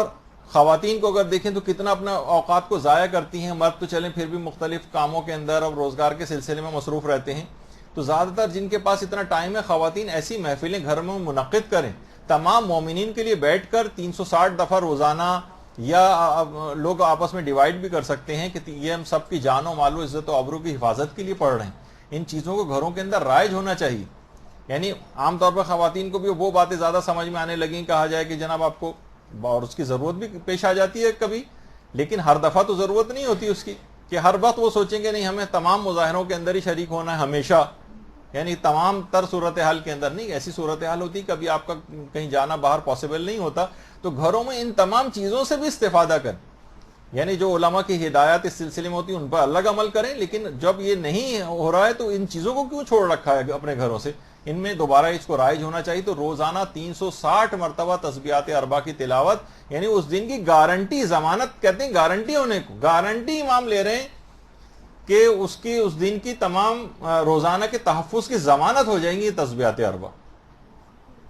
اور اس ذکر کے متعلق یہ بات بھی کہی جاتی ہے کہ واقعتاً اس کو پوری اس کے ساتھ پڑھنا چاہیے, ان اذکار کو معرفت کے ساتھ. یہ صرف فقط ایک جملہ نہیں ہے. پیغمبر اسلام فرماتے ہیں کہ اس کا کثرت سے ذکر اگر کوئی شخص کرے گا تو یعنی یہ ذکر جو قیامت کے روز اس شان کے ساتھ آئے گا, تسبیحات اربع کا جو ذکر ہے, کہ اس ذکر کے آگے اور پیچھے فرشتے چل رہے ہوں گے اور کچھ فرشتے اس کی اتباع کر رہے ہوں. اور یہ کلمات جو ہیں تسبیحات اربع کے, یہ انسان کی باقی رہ جانے والی نیکیاں جن کو باقیات الصالحات کہا جاتا ہے. قرآن نے بھی جن کو باقیات الصالحات کہا ہے, ان کو باقیات الصالحات کہا جاتا ہے. باقاعدہ روایت میں بھی ہے کہ باقیات الصالحات جو قرآن نے لفظ استعمال کیا, یہ سبحان اللہ والحمد للہ ولا الہ الا اللہ واللہ اکبر کے لیے کہا. یہ بھی ایک اس کا مصداق. جب بھی پیغمبر نے اپنے حساب سے ایک دفعہ فرمایا کہ تم لوگ سب ڈھالیں اٹھا لو, ڈھال, تو صحابہ سب پریشان ہو گئے, یا رسول اللہ کہاں ہے ہمارا دشمن, ہمارے سامنے تو کوئی دشمن نہیں جس کے لیے ڈھال اٹھائیں. پیغمبر نے فرمایا جہنم کی آگ کا مقابلہ کرنے کے لیے ڈھال اٹھاؤ اور کہو سبحان اللہ والحمد للہ ولا الہ الا اللہ واللہ اکبر. اللہم صلی علی محمد وعلی آل محمد.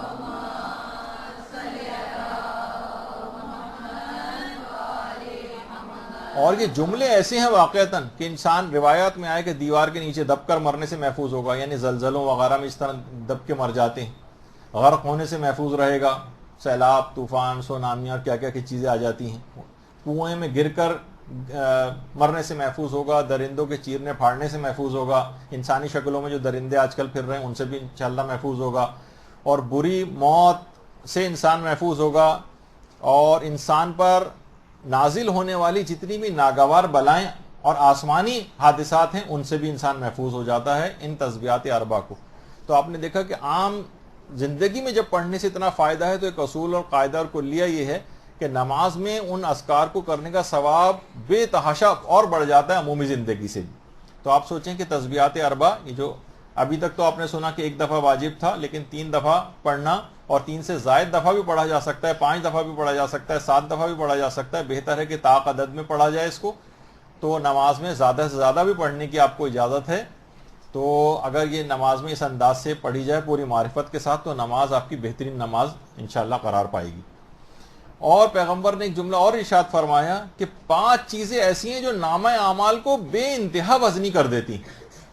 ان میں 4 چیزیں تو فقط یہی تسبیحات اربع ہیں. 5 چیزوں سے پیغمبر نے فرمایا جس سے نامہ اعمال بے انتہا وزنی ہو جاتا ہے, جس میں 4 چیزیں تو یہ 4 تسبیحیں ہی ہیں. اور 5ویں پیغمبر نے فرمایا اگر کسی مومن کا کوئی نیک بیٹا مر جائے اور اس کی موت پر وہ صبر کرے, 5ویں چیز وہ ہے. تو آپ نے دیکھا کہ بہرحال یعنی خود ان 5 چیزوں کے اندر جو نامہ اعمال کو وزنی کرتی ہیں 4 تو فقط یہ تسبیحات ہیں. اور کعبہ, بیت معمور اور عرش الہی کی جو بنیادیں ہیں وہ ان 4 تسبیحات کے اوپر. تو بہرحال اور یہ بھی علماء بیان فرماتے ہیں جس روایات سے جس کی تائید ہو جاتی ہے کہ اگر کوئی شخص انفاق کے اوپر کسی کی طبیعت مائل نہیں, زیادہ پیسہ خرچ کرتے ہوئے اس کے ہاتھ رکتے ہیں, نماز شب کے لیے راتوں کو اٹھ کر عبادت کرنا اس کے لیے پاسبل نہیں, زیادہ روزے رکھنا اس کے لیے مشکل ہوتا ہے, بہت سے لوگوں سے نہیں روزے رکھے جاتے ہیں, تو پھر آخر ایسے اشخاص تسبیحات اربع پڑھنے سے کیوں بخل کرتے ہیں؟ روایت میں ایک سوال پوچھا گیا. اگر آپ کی طبیعت مائل نہیں ہے انفاق فی سبیل اللہ, خدا کی راہ میں خرچ کرنے کے لیے, آپ کی طبیعت مائل نہیں ہوتی رات کو اٹھ کر نماز پڑھنے کے لیے, آپ کی طبیعت مائل نہیں ہوتی کہ آپ رمضان کے علاوہ بھی روزے مستحب روزے رکھیں, تو آخر کس چیز نے آپ کو مجبور کیا ہے کہ آپ اتنے بخیل بن جائیں کہ تسبیحات اربع بھی نہ پڑھ سکیں؟ یعنی تسبیحات اربع ان کی کمی کو پورا کریں گے. تو ایسے افراد جن کے لیے یہ ممکن نہیں ہے وہ زیادہ سے زیادہ تسبیحات اربع کی طرف اپنا رجحان رکھیں, تو یہ تاکہ وہ روحانی کمی جو ان عبادت کو انجام دینے سے آپ کے اندر آ جاتی ہے وہ اس کے تسبیحات اربع کے ذریعے وہ کمی پوری کر دی جائے. اچھا, اب تیسری اور چوتھی رکعت میں ہم نے تسبیحات اربع پڑھ لی. اب اس کے بعد ایک واجب ہے جس کو کہا جاتا ہے, نہیں بلکہ ہاں پہلے 1-2 مسئلے اور بھی, کیونکہ ترتیب میں ہمارے پاس یہ بھی ہیں, 2-4 مسئلے صرف یہ اور بیان کر دیں تو پھر ہم اگلے حصے کے اوپر چلے جائیں گے. بعض اوقات یہ ہوتا ہے, آپ نے دیکھا کہ ہم جہری نماز پڑھ رہے تھے, بھولے سے ہم نے پوری نماز آہستہ پڑھ لی. خواتین کا تو خیر چلیں پھر بھی دونوں طرح سے اجازت ہے, یعنی وہ جہری نماز کو بھی آہستہ آواز میں پڑھ سکتی ہیں, لیکن جیسے کہ مرد حضرات ہیں پڑھنی چاہیے تھی بلند آواز سے نماز, بھول کر آہستہ آواز میں شروع کر دی. تو جتنی نماز اب تک آہستہ آواز میں پڑھ چکے ہوں وہ صحیح سمجھی جائے گی. اب جیسے خیال آئے فوراً بلند آواز سے, اور اگر حمد اور سورہ جو پڑھ رہے ہیں جہاں سے بھی یاد آئے, جس آیت سے بھی یاد آئے وہیں سے بلند آواز اپنی کر لیں, اور پچھلے سورہ جتنا پڑھ چکے ہوں خاموشی سے اس کو دہرانے کی ضرورت نہیں, وہ ہو گئی, وہ صحیح ہو گئی. اور اسی طرح سے الٹا بھی اس کا ہوتا ہے کہ بعض اوقات اخفاتی نماز ہوتی ہے, ہم نے بھول کر جہری پڑھنی شروع کر دی, یعنی بلند آواز سے پڑھنا شروع کر دی. تو اس میں بھی جتنی دیر اگر گزر چکی ہے جتنی آیات ہم پڑھ چکے ہیں ان کو دوبارہ پڑھنا ضروری نہیں ہے، اور بس جہاں سے یاد آئے فوراً نماز کو، اخفاتی نماز کو ہم نے بلند پڑھنا شروع کر دیا تھا بھول کر، تو اس کو دوبارہ اخفات کے اوپر چلے جائیں اور خاموش اپنی آواز کو کم کر لیں. خاموشی سے ذرا آپ لوگ سنیں، آپ لوگ باتیں میں لگ گئے پھر. تو اخفاتی نماز ہو اس کو بالجہر پڑھا آپ نے بھولے سے، یا بالجہر پڑھ رہے تھے یعنی بلند آواز سے پڑھنے والی نمازوں کو بھولے سے خاموشی کے ساتھ پڑھنے لگے، تو جب بھی یاد آئے فوراً اپنی آواز کو کم اور بلند کر لیں اپنی وظیفہ شرعی کے مطابق، اور پچھلا جتنا پڑھ چکے ہیں اس کو دوبارہ دہرانے کی ضرورت نہیں ہوتی. اچھا، ایک مسئلہ اور بھی لوگوں کے دماغ میں آتا ہے، اکثر لوگ سوال پوچھتے ہیں کہ یہ جہر و اخفات کا مسئلہ یہ قضا نمازوں میں بھی چلتا ہے؟ مثلا کوئی نماز ہماری مغرب کی یا عشاء کی قضا ہو گئی، تو ضروری ہے کہ جب ہم اس کی قضا پڑھیں تو ہم اس کو بلند آواز سے ہی پڑھیں، یا یہ مسئلہ صرف ادا نماز کا یا قضا نمازوں تک کا ہے؟ تو جواب ہے کہ جی ہاں، یہ مسئلہ قضا نمازوں تک کا بھی، یعنی اگر جو نماز جیسی ہے جو جہری پڑھی جاتی ہے اس کی قضا بھی جہری ہوگی، جو اخفاتی پڑھی جاتی ہے اس کی قضا بھی پڑھیں گے تو اخفاتی ہوگی. جیسے سے ملتا جلتا ایک مسئلہ لوگ اکثر پوچھتے ہیں کہ سفر میں اگر ہماری کوئی نماز قضا ہو جائے تو پھر بعد میں ہم اپنے وطن میں آ کر اگر پڑھیں تو پوری پڑھیں گے یا قصر پڑھیں گے اس کو؟ تو اس میں بھی حکم یہی ہے کہ جس حالت میں وہ نماز قضا ہوئی ہے، یعنی قصر حال جب آپ کا وظیفہ شرعی تھا، جس وقت موقع پر وہ قضا ہوئی ہے، اگر آپ کا وظیفہ شرعی قصر پڑھنا تھا تو اس کی قضا بھی قصر پڑھی جائے گی، اب چاہے اپنے وطن ہی کیوں نہ آ چکے. خیر، اسی طرح سے ایک سوال اور بھی پیدا ہوتا ہے، کیونکہ قرات، اب ہم قرات سے آگے چلے جائیں گے، رکوع کی طرف چلے جائیں گے تو یہ معاملات مکمل ہو جائیں. اکثر لوگ اجارے کی نمازیں بھی پڑھتے ہیں، مثلا کسی عورت کی نماز اجارہ پڑھ رہے ہیں کسی مرحومہ کی، تو اس میں مرد جو ہے عورت کے وظیفہ پر عمل کرے گا یا اپنے مطابق عمل کرے گا؟ یعنی اس کی وظیفہ تو یہ ہے کہ وہ بلند آواز سے پڑھے جہری نمازوں کو، باقی اخفاتی پڑھے، اور عورت کے لیے یہ اختیار ہے. تو کیا وہ عورت کی طرف سے کیونکہ پڑھ رہا ہے تو یہ اختیار اس کو ملے گا کہ وہ جہری نمازوں کو بھی اخفاتی کر دے، خاموشی سے پڑھے؟ تو جواب ہے کہ جی نہیں، مرد اپنے وظیفہ شرعی پہ عمل کرے گا چاہے وہ عورت ہی کی نماز کیوں نہ پڑھ رہا. یہ ایک ہوتا ہے عام طور پر سوال، اور جو اجارہ پڑھتے ہیں خیر وہ اس سے واقف بھی ہوتے ہیں. اچھا، کیا قرات نماز میں عربی لہجے کی رعایت کرنا ضروری ہے؟ کیونکہ بہت سارے افراد ایسے ہیں کہ جنہوں نے باقاعدہ کورسز کر رکھے ہیں قرات وغیرہ کے، ان کو تو ہر شخص کی نماز غلط لگتی. ہاں، کچھ چیزیں ایسی ہیں تلفظ کی غلطیاں وہ تو نہیں ہونی چاہیے، لیکن لہجہ بھی ویسے ہی ہو، عربوں جیسا لہجہ اپنا پورا بنا لیں یہ آپ پر واجب نہیں. بس صحیح تلفظ ہونا چاہیے، جس لفظ کا جیسا تلفظ ہے وہ آپ نے صحیح کیا، لیکن آپ نے اپنا ذرا پاکستانی ظاہر آپ کا لہجہ رہے گا، اس کو عربی لہجہ بنانے کی یہ آپ پر واجب نہیں. البتہ لفظ صحیح تو درست طور پر پڑھے جانے چاہیے. اگر کسی کی قرات غلط ہو تو کیا اسے بتانا ضروری ہے؟ امر بالمعروف و نہی عن المنکر کے اعتبار سے تو آپ کی شرعی ذمہ داری ہے جو کہ مسائل میں آتی ہے. یعنی اگر کوئی اس طرح سے فاش غلطیاں دوران نماز کر رہا ہے تو آپ اس کو بتائیں کہ آپ کی نماز میں یہ غلطیاں ہو رہی ہیں، تاکہ وہ اپنی صحیح نماز کر لے، اور بات کی زندگی بھی بہرحال آپ خود بھی اس کی، جب تک وہ صحیح نمازیں پڑھتا رہے گا آپ بھی اس کے ثواب میں شریک ہو جائیں گے، تو بتا دیں اس کو. ایک سوال یہ ہوتا ہے کہ ہم نے حضور قلب سے نماز سرسری طور پر پڑھتے چلے گئے، بڑا شرمندگی ہوئی کہ مثلا کسی آیت کو بھی تو بالکل ہم نے یاد بھی نہیں رہا کہ اچھی طریقے سے اس کو پڑھا بھی ہے نہیں، تو کیا اس کی تکرار کر سکتے ہیں حضور قلب کے ساتھ، یعنی کنسنٹریشن سے؟ تو اس میں کوئی فرق تو نہیں پڑے گا؟ تو اس کا بھی علماء نے یہ جواب دیا کہ حضور قلب سے اس کی تکرار کی جا سکتی ہے، اس آیت کی جس کو آپ نے صحیح توجہ کے ساتھ نہ پڑھا، اس میں کوئی حرج نہیں ہے اور اس میں باطل بھی نہیں ہوتی نماز. پھر کچھ لوگ جیسے کہ اعوذ باللہ من الشیطان الرجیم، اس میں اگر لوگ کہتے ہیں کہ بھئی اگر ہم لعین کا اضافہ کر لیں اعوذ باللہ من الشیطان اللعین الرجیم تو کیا اس کی اجازت ہے؟ تو جواب ہے کہ جی ہاں، اس کی بھی اجازت ہے، اور اس طرح سے بھی جو ہے اس کو پڑھا جا سکتا ہے. اسی طرح سے لوگ یہ بھی دماغ میں آتا ہے کہ جیسے ہم سورہ ختم کرتے ہیں تو اس میں خیر صدقہ ہو گیا، صدق اللہ العلی العظیم، تو اس کے اندر جو ہے آگے اس کو آپ نکال دیجئے گا. تو کیا سورہ کی قرات کے بعد بھی اس کو پڑھا جا سکتا ہے جیسے کہ ہم قرات قرآن کے اختتام پہ آخر میں پڑھتے ہیں؟ تو جواب ہے کہ جی ہاں، پڑھنے کی اجازت تو ہے، یعنی پڑھ سکتے ہیں اس کو. یعنی اس کو پڑھنے سے بہرحال یہ ایسا نہیں ہے کہ آپ بے اختیار پڑھ رہی تھی اور آپ کا ہمیشہ سے طریقہ کار تھا کہ عام طور پر سورہ کے بعد ختم کرنے کے بعد، قرات کو ختم کرنے کے بعد اس جملے کو پڑھا جاتا ہے. تو اگر نماز میں بھی ایسا ہو جائے تو اس سے نماز پہ فرق نہیں پڑتا، نماز ٹھیک رہتی ہے. اب آ جائیے، اس کے بعد ایک اہم ترین واجب ہے کہ اس کے بعد ہمیں رکوع میں جانا ہے، لیکن رکوع میں جانے سے پہلے ایک اہم ترین واجب ہے جسے قیام متصل برکوع کہا جاتا ہے. یعنی ایک ایسا قیام ہے جو کہ واجب ہے، کیونکہ نماز میں جو واجب قیام ہے اس کی دو اقسام ہیں. ایک کو کہتے ہیں ایسا قیام جو کہ رکنی ہے، اور ایک ایسا قیام ہے جو کہ غیر رکنی ہے. یہ تو آپ میں سے اکثر زیادہ تر پڑھ بھی چکی ہیں، اس وجہ سے اس میں زیادہ تفصیل میں تو نہیں جانا ہے. جو قیام رکنی ہے، جو قیام واجب رکنی ہے، وہ چاہے عمدن ہو یا سہون آپ سے چھوٹ جائے، آپ کی نماز باطل ہو جاتی. جیسے اکثر علماء سوائے آغا سیستانی کے، اس میں ایک مسئلے میں انہوں نے اختلاف کیا ہے. وہ کہتے ہیں تکبیرۃ الاحرام کہتے وقت کا قیام یہ واجب رکنی ہے.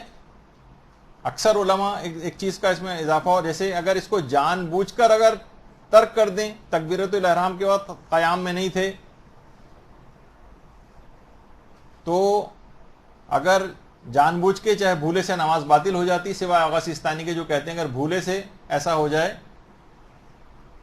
یا استقرار نہیں تھا، یا مثلا جسم ہل رہا تھا اس موقع پر، بھولے سے ایسا ہو جائے تو نماز ٹھیک رہتی ہے. لیکن اکثر علماء کا یہ ہے کہ نہیں، اس موقع پر بھولے سے بھی اگر ایسا ہو جائے تو نماز باطل. اچھا، ایک تو یہ، اور دوسرا جو اصلاً ہے جو بیان کرنا تھا وہ قیام متصل برکوع، یہ واجب رکنی ہے. یہ بھولے سے بھی چھوٹ جائے چاہے جان بوجھ کر چھوڑیں، ہر صورت میں نماز باطل ہو جاتی. اچھا، یہ تو رکنی تھے. غیر رکنی وہ قیام ہوتا ہے، قیام واجب غیر، یہ ہے تو واجب لیکن رکن نہیں. یعنی اگر بھولے سے آپ سے چھوٹ جائے تو آپ کی نماز صحیح رہتی. ہاں، جان بوجھ کے نہیں چھوڑ سکتے. مثلا جس وقت قرات سورہ آپ کر رہی ہیں اس وقت کا قیام، سورہ کی جس وقت قرات کی جاتی، مثلا اکثر ایسا ہوتا ہے کہ ہم بھول ہی گئے دوسرا سورہ پڑھنا اور الحمد کے بعد چلے گئے رکوع کے اندر، تو جب سورہ ہی نہیں پڑھا تو اس کا قیام بھی کہاں ہوا. لیکن کیونکہ بھولے سے ایسا ہوا ہے تو لہٰذا نماز اس کی صحیح رہتی ہے. تو واجب، جان بوجھ کے نہیں چھوڑا جا سکتا اس کو، لیکن یہ کہ بہرحال بھولے سے اگر چھوٹ جائے تو نماز ٹھیک رہتی. صرف جان بوجھ کر اگر اسے چھوڑیں تو نماز باطل ہوتی. اور اسی طرح سے رکوع کے بعد کا قیام، جب رکوع سے اٹھ کر سیدھے کھڑے ہوتے ہیں، لوگ اکثر اس کو قیام متصل برکوع سمجھتے ہیں. یہ نہیں ہے. قیام متصل برکوع ہمیشہ رکوع میں جانے سے پہلے والا قیام ہوتا ہے. رکوع کے بعد والا قیام بھی واجب ہے لیکن وہ قیام غیر رکنی، اگر بھولے سے چھوٹ جائے تو نماز صحیح رہتی. تو تکبیرۃ الاحرام کہتے وقت استقرار بہت ضروری ہے، اور بالکل اسٹل ہو کر تکبیرۃ الاحرام کہنی چاہیے، جسم حالت حرکت میں نہیں. اکثر ہم نے دیکھا کہ مساجد میں لوگ بھاگتے ہوئے آتے ہیں اور اس وقت جسم حالت حرکت میں ہوتا ہے اور تکبیرۃ الاحرام کہہ دیتے ہیں. یہ ایک غلطی ہے، اس کو صحیح ہونا چاہیے. اور اسی طرح سے جماعت کی پہلی رکعت کو لینے کے لیے بھی لوگ اسی طرح سے آ کر رکوع میں شامل ہوتے ہیں اور اللہ اکبر، جسم بھی حالت حرکت میں ہے اور نہ قیام متصل و رکوع سے پہلے ہوتا ہے لوگوں کا، جو اتنی زیادہ تیز رفتاری میں ہوتے ہیں اور ایک دم سے اللہ اکبر حالت حرکت میں کہتے ہوئے فوراً رکوع کے اندر اس طرح سے چلے جاتے ہیں. اگر ایسی کوئی غلطی کر رہے ہیں جس میں قیام متصل و رکوع بھی نہیں کر پا رہے ہیں اور جماعت میں شامل ہو رہے ہیں تو وہ بھی نماز باطل ہو سکتی ہے. تو بہرحال اتنا ضرور البتہ بتا دیا جائے کہ زیادہ تر افراد 95-98% افراد ایسے ہیں کہ جن کو قیام متصل برکوع حاصل ہو جاتا ہے. قیام متصل برکوع اب اتنا مشکل تھا، ابھی تک اس کی میں نے ڈیفینیشن ہی نہیں بتائی اور آگے اتنا چلا گیا. قیام متصل برکوع اس کو کہتے ہیں کہ انسان قیام سے حالت سکون میں رکوع کی طرف جائے. یعنی آپ جو سیدھی کھڑی الحمد اور دوسرا سورہ آپ نے پڑھ لیا، 2 سیکنڈ 3 سیکنڈ کا ایک وقفہ دے دیں، بالکل اسٹل کھڑی رہیں اور اس کے بعد پھر اللہ اکبر کہہ کے اور رکوع کے اندر چلی جائیں. بس یہ ہو گیا قیام متصل برکوع. اچھا، عام طور پر وہ افراد جو کہ قرات کو کرنے کے بعد حمد اور سورہ پڑھنے کے بعد جو اللہ اکبر کہہ کر رکوع میں جاتے ہیں، ان کو قیام متصل برکوع حاصل ہو ہی جاتا ہے. یعنی اتنی ہاتھ، کیونکہ دیکھیے ہاتھوں کی جو حرکت ہے، تکبیر کہتے وقت ہاتھوں کی حرکت یہ مضر نہیں ہے قیام متصل برکوع کے لیے. لوگ سوچتے ہیں عام طور پر کہ تو ہم حالت حرکت میں ہیں اور اللہ اکبر میں ہاتھوں کو ہم اٹھا رہے ہیں تو بھی تو حرکت ہو رہی ہے ہمارے جسم کو، تو یہ تو قیام متصل برکوع نہیں ہوا. جو کہ نئی نئی توضیح مسائل پڑھنا شروع کرتے ہیں اکثر وہ لوگوں کو بہت کنفیوز کرتے ہیں, کہتے ہیں نہیں آپ سب کی نماز باطل ہو رہی ہے, قیام متصل برکوع نہیں کر پا رہے ہیں آپ, یا آپ نے حالت حرکت میں جو ہے ہاتھوں کو اٹھاتے وقت جو ہے وہ اللہ اکبر کہا تھا اور اس کے بعد رکوع میں چلے گئے تھے, تو اللہ اکبر کیونکہ 2 سیکنڈ تو لگتے ہیں اللہ اکبر کہنے میں ہاتھوں کو اٹھا کر, ہاتھوں کی حرکت سے فرق نہیں پڑتا ہے. مثلا اس طرح سے ہاتھوں کو آدمی اٹھا کے, تو اس میں خود بخود قیام متصل برکوع, جبکہ جسم حرکت نہ کر رہا ہو, صرف ہاتھوں کو حرکت ہو رہی ہو, اس کو حاصل ہو جاتا ہے. عام طور پر آپ دیکھتی ہیں کہ جس طرح سے لوگ اللہ اکبر کہتے ہیں اس کے بعد رکوع میں اسی حالت میں اللہ اکبر جبکہ ہاتھ ابھی نیچے لائے بھی نہیں ہوتے اور رکوع کے اندر چلے جاتے ہیں, اس سے بھی کوئی فرق نہیں پڑتا اور قیام متصل برکوع اس دوران حاصل ہو جاتا ہے. یا دوسری رکعت میں جو افراد جو کہ قنوت وغیرہ پڑھتے ہیں, الحمد کے بعد دوسرا سورہ ختم کیا اور اس کے بعد قنوت پڑھ رہے ہیں, تو اتنی دیر میں تو جسم ساکن ہے ہی, ہاتھوں کی حرکت سے تو فرق پڑتا نہیں, تو ان کو خود بخود قیام متصل برکوع حاصل ہو جاتا ہے, اور وہ بغیر ہاتھوں کو نیچے کرتے ہوئے ڈائریکٹ اگر رکوع کے اندر بھی چلے جائیں تو قیام متصل برکوع ان کو حاصل رہتا ہے, کیونکہ قنوت کے دوران سورہ کو ختم کرنے کے بعد خود بخود اتنا پیریڈ گزر جاتا ہے کہ جس میں ان کے جسم 2 سیکنڈ کو بھی اگر قیام سکون کی حالت میں ہو تو سمجھیں گے قیام متصل برکوع اس کو حاصل ہو گیا. یہ تھوڑا سا ڈیفیکلٹ ہوتا ہے لوگوں کو سمجھنا, اور لوگ بہت کنفیوز ہوتے ہیں اس میں کہ یہ قیام متصل برکوع کیا ہے, یہ تو ہم سے ہو نہیں پا رہا ہے. میں نے کہا کہ 96, 95, 97% افراد عام طور پر جن کو پتہ بھی نہیں ہوتا ان کو بھی قیام متصل برکوع حاصل ہوتا ہے. جب یہ مسئلہ ہے کہ اگر کسی شخص کو قیام متصل برکوع کا نام بھی پتہ نہ ہو یا مسئلہ بھی معلوم نہ ہو, لیکن قیام متصل برکوع سننے کے بعد اسے خود بخود حاصل رہا ہو, 2 سیکنڈ کو تو اس کا جسم ساکن تھا ہی, اس کے بعد 3 سیکنڈ کو جسم اس کا ساکن تھا ہی, یہ تو میں ویسے کہ حالت حرکت سے رکوع کے اندر نہ جائے, تھوڑی دیر کو اسٹل رہے, بہت اتنی صرف 2-3 سیکنڈ کے لیے بھی اگر اسٹل کھڑا ہوا ہے وہ اور جسم کو کوئی حرکت نہیں ہے تو قیام متصل برکوع اس کو حاصل. تو کسی کو پتہ نہ بھی ہو اس نام کا اور وہ قیام اس کو حاصل رہا, اس کی نمازیں ساری پچھلی صحیح ہیں اور اسے کوئی وسوسہ کرنے کی ضرورت نہیں. لوگ پوچھتے ہیں کہ قیام متصل برکوع تو جو واجب رکنی ہے تو کیا اس کی نیت کرنی ضروری ہے کہ ہم یہ قیام متصل برکوع اس وقت کر رہے ہیں؟ نہیں, اس کی کوئی نیت بھی کرنی ضروری نہیں, بلکہ نیت ہے ہی نہیں. خود دماغ میں ہے, کوئی پوچھے کہ آپ یہ تھوڑی دیر کو اسٹل کیوں کھڑے ہوئے تھے, تو آپ کو بس پتا ہے کہ یہ کام واجب ہے اور اس کو قیام متصل برکوع کہا جاتا ہے, بس یہ کافی ہے, اس کی کوئی الگ سے نیت وغیرہ کرنے کی بھی ضرورت نہیں. اور یہ جو ہے ابھی آپ نے سن ہی لیا کہ قیام متصل برکوع اس چیز کو کہتے ہیں کہ انسان سورہ کو ختم کرنے کے بعد بہت ہی چاہے تھوڑی یعنی بالکل 2 سیکنڈ 3 سیکنڈ کو بھی بالکل اسٹل کھڑا ہو کہ اس کا جسم حرکت میں نہ ہو, چاہے ہاتھ حرکت میں ہو اللہ اکبر کہنے کے لیے, لیکن جسم حرکت میں نہ ہو, تو اس کے بعد وہ رکوع کے لیے چلا جائے تو اسے قیام متصل برکوع کہتے ہیں. اور ہاتھوں کی معمولی حرکت یہ قیام متصل برکوع کو نقصان نہیں پہنچاتی. اچھا, اگر ہاتھ ہل رہے ہیں, جسم حرکت نہیں کر رہا ہے, تو ویسے تو کوشش یہ کریں کہ ہاتھوں کی بھی حرکت نہ ہو,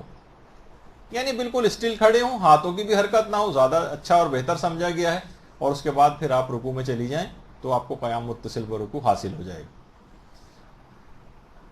اچھا, بہت سے لوگ رکوع بھول کر سجدے میں چلے جاتے ہیں, یہ اکثر مساجد کے اندر بھی دیکھنے میں آتا ہے کہ قنوت کے بعد اللہ اکبر کہا اور سجدے کے اندر جو ہے چلے گئے. تو سجدے میں کی پیشانی, سجدے میں لوگوں کے ساتھ ایک غلطی کرتے ہیں کہ ابھی پیشانی ان کی سجدگاہ سے ٹکرائی نہیں ہے, اب تو اصولاً انہیں یہ کرنا چاہیے کہ پیشانی سجدگاہ سے نہیں ٹکرائی ہے تو یہ ان کو چاہیے کہ اٹھ کر سیدھے کھڑے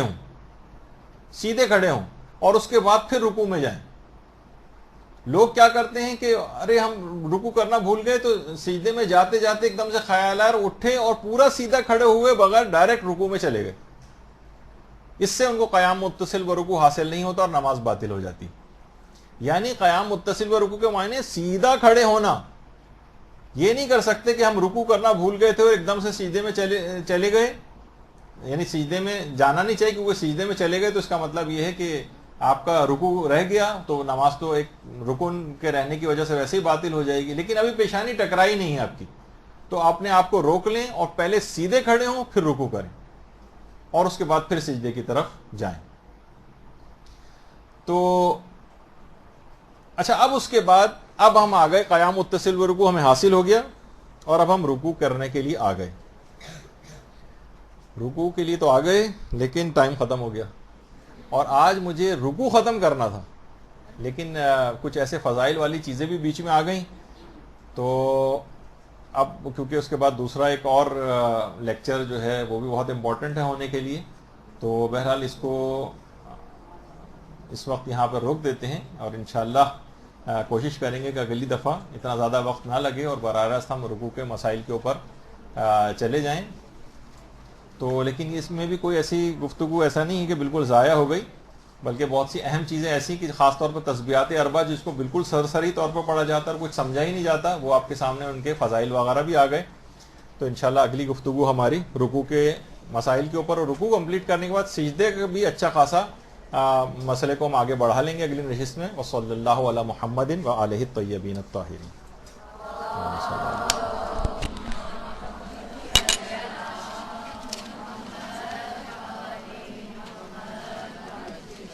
اللجن اللجن اللجن اللجن يا مولا اللجن اللجن اللجن اللجن اللجن اللجن اللجن يا صاحب السماء اللجن